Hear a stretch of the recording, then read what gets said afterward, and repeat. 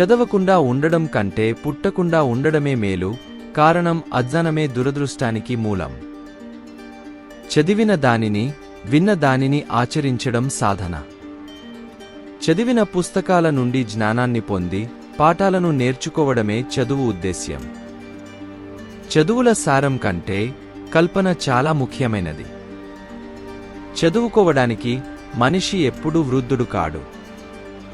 చదువులేని ఉత్సాహం గుర్రపుశాల నుండి పరిగెత్తిన గుర్రం లాంటిది. చరిత్ర చదవడం కాదు, చరిత్ర సృష్టించాలి. చలువరాతికి శిల్పం ఎలాగో ఆత్మకు విద్య అలాగూ.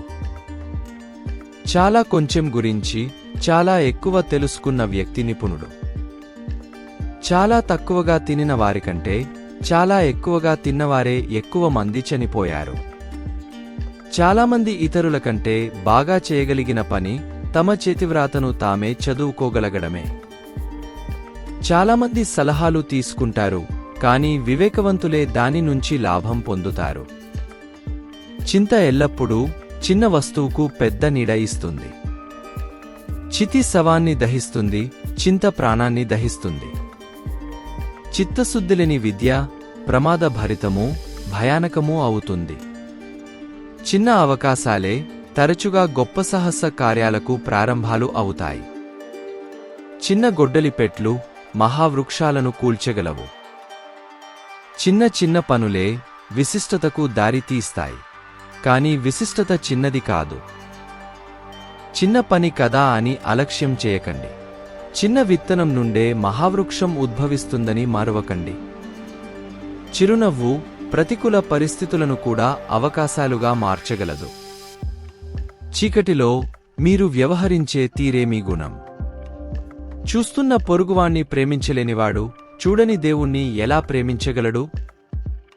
చెట్టుపైకి ఎక్కాలనుకున్నప్పుడు పూలను కాదు, కొమ్మలను పట్టుకోండి. చెడును విస్మరించి మంచిని స్మరించి సంరక్షించుకోవటం యోగ్యతకు లక్షణం. చెడ్డను నాటితే దక్కేది దుఃఖమే.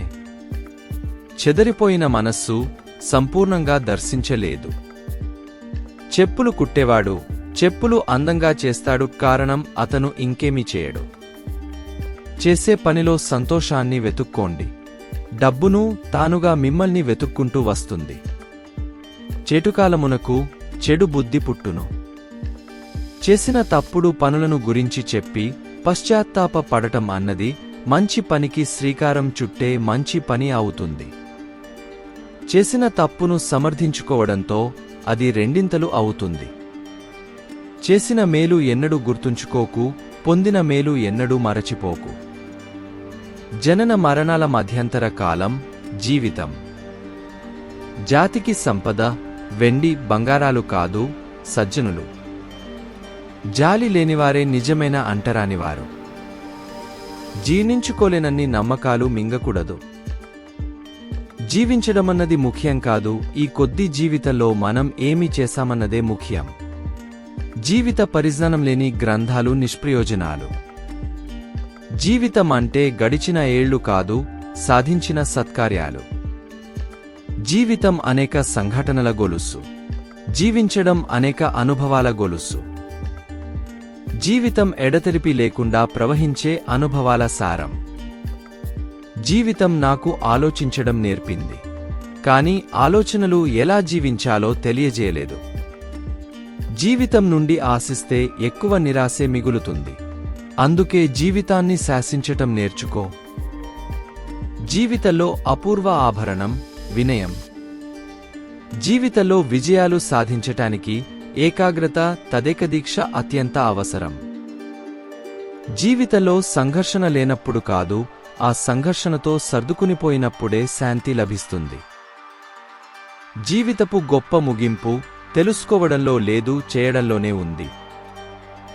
జీవితపు గొప్ప విజయాలన్నవి తరచుగా బాజాలతో కాక ప్రశాంతంగా సాధించినవే అవుతాయి. జీవితానికి అత్యున్నత లక్ష్యం ఏర్పరుచుకోవడం కష్టం. ఏర్పరుచుకుంటే దాన్ని సాధించడం సులభం.